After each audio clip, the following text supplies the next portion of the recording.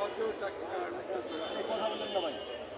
এর মধ্যে 2 বছর তিনি নির্জন কারাগারে উচ্চা হলে কেমন?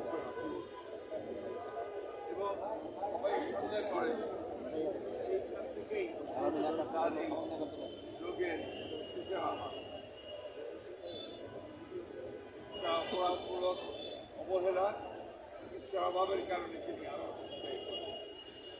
এরপরে জানা যায় গত 4 বছর কোভিডের সময় থেকে তিনি গুরুতর অসুস্থ হয়ে পড়েছেন।